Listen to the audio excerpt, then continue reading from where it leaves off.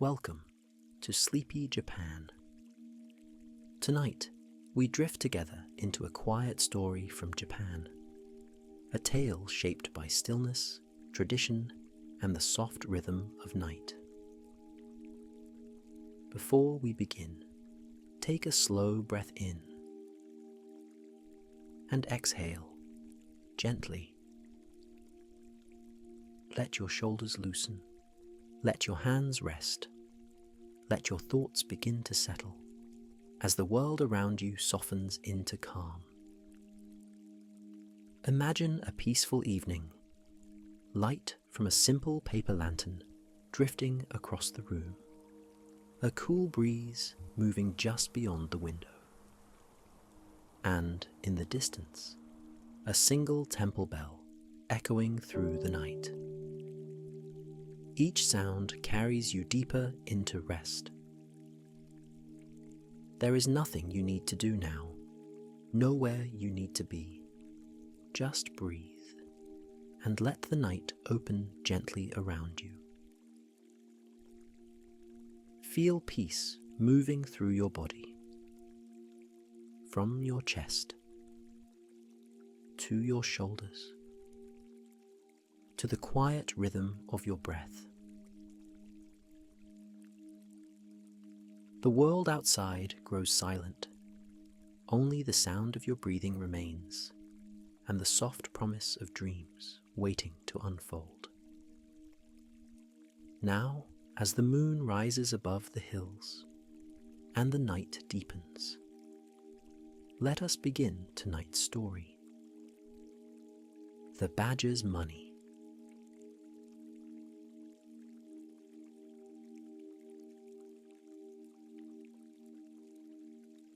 In the mountains of Hitachi, where the pines grow thick and dark, and the winter winds blow cold from the north, there once lived an old priest, in a hut so small and humble that travellers passing by might not have noticed it at all.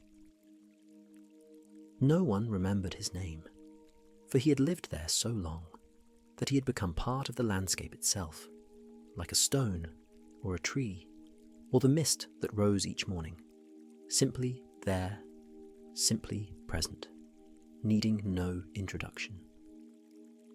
He was not famous for his learning, nor was he known for great wisdom, but he lived simply, humbly, bent only on passing his days in prayer and meditation. Each morning, as the first light touched the mountains, he would rise from his thin futon and recite the sacred words, Namu Amida Butsu, Namu Amida Butsu, the prayer flowing from his lips like water over stones. Each evening, as darkness folded over the valleys, he would strike his small bronze bell, its clear voice ringing out into the silence, calling to the Buddha, calling to the void, calling to something vast and nameless beyond the stars. He had no child to wait upon him, no student to carry his teachings forward, no companion save the wind that whispered through the pines. He prepared his own food with his own hands, simple rice, pickled vegetables, clear broth, taking pleasure in the small rituals of daily life, the way steam rose from the pot, the way firelight danced on worn wooden walls. His hut was modest, humble even, with tatami mats worn smooth by time, and shoji screens patched with paper he had mended himself. Yet, though the fame of his virtue did not reach far, his neighbours in the valley respected him, revered him, in the way one reveres a mountain stream, or an ancient tree that has weathered many storms.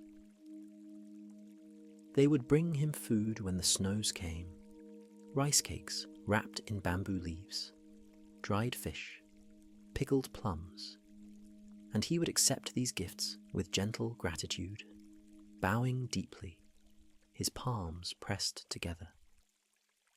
When his roof leaked after the summer rains, they would come with new thatch working together in comfortable silence, the sound of their labour a kind of prayer. When his walls cracked in the winter frost, they would bring clay and straw and patch the gaps with careful hands, so the old priest need not worry about such things. And so he lived, taking no thought for the things of this world, his days flowing one into another, like water, like breath, like the turning of the seasons themselves. Now, one winter came that was colder than most, a winter when the snow fell deep and silent, and the wind from the mountains cut like a blade of ice, and the nights stretched long and dark, endless as the spaces between stars. On one such night, when the cold was most severe, the old priest sat before his small fire, wrapped in his thin robes, reciting his prayers as always, his breath misting in the frigid air.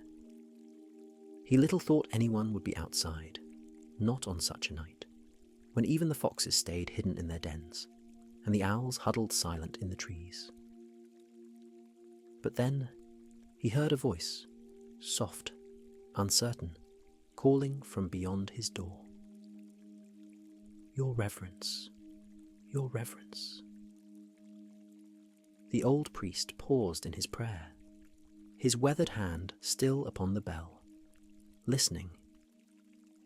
Again the voice came, clearer now. "Your Reverence, please, Your Reverence." Setting aside his prayer beads, the old man rose slowly, his knees creaking with age and cold, and made his way to the door. He slid it open, and the winter wind rushed in, bringing with it a swirl of snow and the scent of pine and frozen earth. And there, in the pale light of the snow, stood a badger. It was an old badger, its fur grizzled and grey, its body hunched against the bitter wind, its dark eyes looking up at the priest, with something that might have been hope or desperation, or both. Now, any ordinary man would have been alarmed, startled, perhaps even frightened, to find such a creature at his door at night, speaking with a human voice. But the old priest, being such as he was, showed no sign of fear, no surprise, no alarm. He simply looked down at the badger, his expression calm and open, and asked in his gentle way, "What is your business here, friend?" The badger, clearly relieved not to be turned away, bent its front legs respectfully, bowing low in the snow, and spoke with humble courtesy.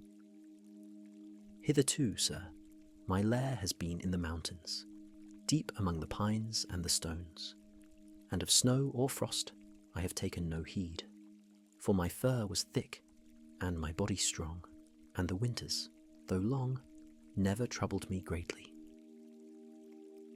The badger paused, its breath clouding in the frozen air. "But now I am growing old, and this severe cold is more than I can bear. It seeps into my bones, into my very spirit, and I fear I will not survive this night. I pray you, with all humility, to let me enter and warm myself at your fire, that I might live through this bitter darkness.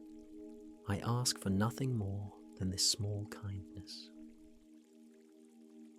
When the priest heard these words, when he saw the helpless state to which the beast was reduced, his heart filled with compassion, that deep and wordless pity that knows no boundary, between human and animal, between self and other.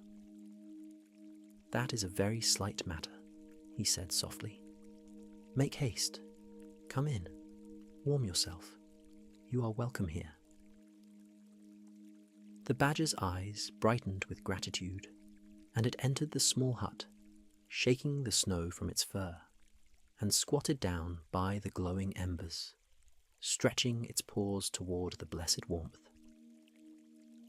The priest closed the door against the wind and returned to his place before the altar, where a small image of Buddha sat in serene contemplation, its face half shadowed in the firelight.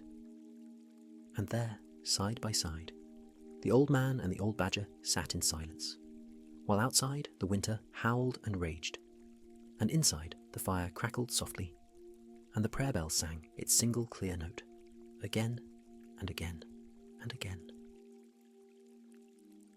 The priest resumed his prayers, his voice low and rhythmic. Namu Amida Butsu, Namu Amida Butsu, looking straight ahead at the Buddha's peaceful face, not watching the badger, not judging, not expecting, simply being, simply praying, as he had done for so many years. The badger warmed itself in grateful silence, occasionally looking at the old priest with wonder, at this strange human who showed no fear, no suspicion, no demand for payment or service, only simple, uncomplicated kindness. After 2 hours had passed, when the worst of the cold had left its bones, the badger rose slowly, bowed deeply to the priest, and spoke with profound gratitude. "Your kindness this night I shall not forget. Thank you, thank you." And with that, it slipped out into the snow and was gone into the darkness, leaving only small tracks that the falling snow soon covered. The next night, when the cold came again, the badger returned. And the night after that. And the night after that. Each evening, as the light faded from the sky, the priest would hear that familiar voice, soft and polite, outside his door. "Your Reverence, Your Reverence." And each evening he would welcome the creature in, and they would sit together by the fire, the old man praying, the old badger warming itself, two ancient beings finding comfort in each other's company. As the winter deepened, the badger began to bring gifts, small offerings of gratitude, bundles of dried branches gathered from the hillsides, dead leaves for kindling, twisted roots that burned long and hot. It would lay these carefully by the door, never speaking of them, never drawing attention. But the priest understood and was touched by the quiet thoughtfulness of the gesture. The priest grew accustomed to the badger's presence, looked forward to it even, so that on the rare nights when the creature did not come, he would find himself listening for that voice, wondering if all was well, feeling the absence like a small ache, a place at the fire left empty. When winter gave way to spring, when the plum blossoms opened their pale petals, and the snow melted into rushing streams, and the first green shoots pushed through the warming earth, the badger came no more. The priest understood, for the creature had no need of his fire now. The season had turned, life had returned, and the badger had its own world to attend to, among the hills and forests and mountain streams. But when the next winter came, with the first frost, the first snow, the first bite of cold wind from the north, there came that familiar voice again, "Your Reverence, Your Reverence."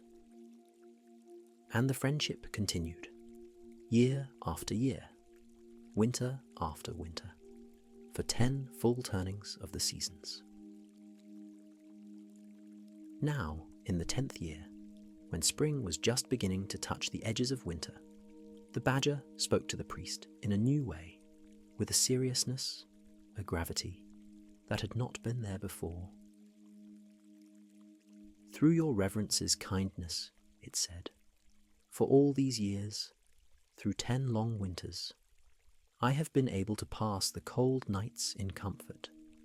Your favours are such that, During all my life, and even after my death, I must remember them." The badger paused, looking earnestly at the old man. "What can I do to requite them? If there is anything that you wish for, anything at all, pray tell me, for this debt weighs upon my heart." The priest smiled gently at these words, that warm, sad smile of one who understands that some gifts can never be repaid, because they were never given with expectation of return. "Being such as I am," he said softly, "I have no desires, no wishes, nothing I lack, nothing I need. I am glad to hear your kind intentions, but there is truly nothing you can do for me. You need feel no anxiety on my account. As long as I live, when winter comes, you shall be welcome at my fire. This is not a debt, but simply the way of things, one being helping another, nothing more." But the badger could not be satisfied with this. It had a sense of honour, of obligation, that would not let it rest easy, accepting kindness without offering something in return. And so, over the following visits, it would return again and again to this subject, gently pressing the priest. Surely there must be something, anything. At last, touched by the goodness of the badger's heart, worn down by its persistent sincerity, the old priest spoke a truth he had long kept hidden. "Since I have shaven my head," he said quietly, "and renounced the world and forsaken the pleasures of this life, I have no desire to gratify, no worldly wants. Yet, I confess, there is one thing." He paused, uncertain whether to continue, but the badger waited, patient, attentive, and so he went on. "I own I should like to possess 3 rio in gold, not for myself. You understand, for food and raiment I receive by the favour of the villagers, and I take no heed for those things. And were I to die tomorrow, those same kind folk have promised to meet and bury my body. But if I had 3 rio, I would offer them up at some holy shrine, that masses and prayers might be said for me, that I might more surely enter into salvation. This is my only wish, my only desire. Yet I would not get this money by violent or unlawful means. I would not have it stolen or taken from others. I only think, if I had it, what peace it might bring. But I speak foolishly, and you should pay no heed." When the priest finished speaking, the badger leant its head to one side, its expression troubled, anxious, thoughtful, as if wrestling with some great problem. The old man immediately regretted his words, seeing the distress they caused. Posthumous honours, after all, are the wish of ordinary men. I, who am a priest, ought not to entertain such thoughts. Pray, forget what I have said. It was wrong of me to speak. The badger seemed to nod, to agree, but there was something in its eyes, a determination, a resolve, that the priest could not quite read. That night, the badger left as always, but from that time forth, it came no more. Days passed, then weeks, then months, and still no sign of the creature. The priest thought this very strange, and his heart grew heavy. He imagined that the badger stayed away, because it felt shamed not to bring the money, or worse, that it had attempted to steal it and been killed in the trying. And he blamed himself bitterly for speaking of his foolish wish, for adding to his sins for no purpose, for causing harm to a creature that had shown him only kindness. Each day he offered prayers Prayers for the badger's safety, prayers for its spirit if it had died, prayers of repentance for his own thoughtless words. The winter passed, and spring came, and summer, and autumn, and another winter, and still another. 3 full years turning like a great wheel, and never once did the badger return. Then, on a night when the priest had almost ceased to hope, when he had resigned himself to never knowing, he heard a voice at his door, that familiar, beloved voice, "Your Reverence, Your Reverence." His heart leapt, and he jumped up at once, moving faster than he had in years, fumbling with the door, sliding it open, and there, yes, there it was, the old badger, alive, returned. "You are safe," he cried, his eyes filling with tears. "You are safe and sound after all. I have been so worried, so afraid. Why have you been gone so long? I have been expecting you, hoping, praying." The badger entered the hut, older now, more grey in its muzzle, but its eyes bright with purpose. "Forgive me," it said, "for my long absence, but the task I set myself required time, great time, and patience, and care. If the money you required had been for unlawful purposes, I could easily have procured it. I could have stolen it from a merchant's house, or taken it from a traveller on the road. Such things are simple for one such as I. But when I heard it was to be offered to a temple, for masses for your soul, I thought, if I were to steal the hidden treasure of some other man, you could not apply to a sacred purpose, money obtained at the expense of his sorrow. It would be tainted, impure, unworthy of your need." The badger paused, and from somewhere in its fur, it produced a small bundle, wrapped carefully in cloth. "So I went to the island of Sardo, far across the sea, where men mine for gold in the dark earth, and I gathered the sand and earth they had cast away, the tailings, the refuse, the worthless residue, and I carried it, little by little, to a secret place. And there I built a small furnace, and I fused the sand and earth afresh in the fire, drawing out the tiny particles of gold, grain by grain, speck by speck. And at this work I spent months and days, seasons and years, until, at last, the badger unwrapped the cloth, and there, gleaming in the firelight, lay 3 gold rio, bright, new, clean, shining with a pure and honest light.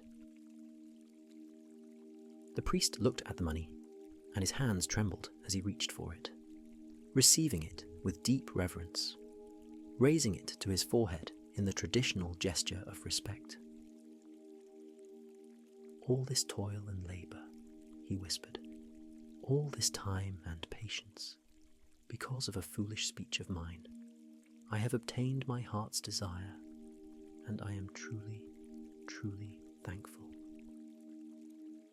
Tears ran down his weathered cheeks, and the badger, uncomfortable with such emotion, lowered its eyes and said simply, "In doing this, I have but fulfilled my own wish, satisfied my own sense of honour. Still, I hope that you will tell this thing to no man, for if others knew, they might seek me out, and I am too old now for such attention." But the priest shook his head slowly. "I cannot choose but tell this story, for if I keep this money in my poor hut, it will be stolen. I must either give it to someone to keep for me, or else at once offer it up at the temple. And when people see a poor old priest with a sum of money quite unsuited to his station, they will think it very suspicious, and I will have to tell the tale as it occurred. But I shall say that the badger who gave me the money has ceased coming to my hut, so you need not fear being waylaid, and you can come, as of old, and shelter from the cold, for as long as I live." To this the badger nodded its understanding, and its relief was visible, for it trusted the old priest completely, knew he would keep his word. And so it came to pass that as long as the old priest lived, the badger came and spent the winter nights with him, two old friends, sitting by the fire, one praying, one warming itself, neither asking anything of the other, save the simple comfort of presence, of not being alone in the cold dark. And when at last the priest's time came, when his prayers were finished, and his life drew to its gentle close, the 3 gold ryo were indeed offered up, at a temple on the mountainside, and masses were said, prayers were chanted, for the soul of the old priest, who had shown kindness to a badger in the snow. And some say, though who can know for certain, that on certain winter nights, when the snow falls soft and silent, a grey shadow may be seen, sitting outside that temple, as if keeping watch, as if remembering, as if gratitude itself had taken form, and would not, could not fade away. For even beasts, you see, have hearts, and even the smallest kindness may echo across the years, may ripple outward, endlessly, like circles on still water, when a single stone is dropped. And so the seasons turn, and the snow falls, and melts, and falls again, and the mountains stand silent witness to all that passes, all that remains, all that was, and is, and ever shall be. Kindness, gratitude, the quiet grace of beings, helping one another through the darkness, through the cold, toward whatever light awaits, beyond the winter, beyond the night, beyond this fleeting world of sorrow and snow. And peace settles, soft as falling petals, over the mountains, over the valleys, over the small hut where the old priest once lived, over all things, living and dead, remembered and forgotten, peace, eternal peace. The wind grows still, the night deepens, and somewhere, in the vastness, a bell rings once, clear and pure, and fades into silence.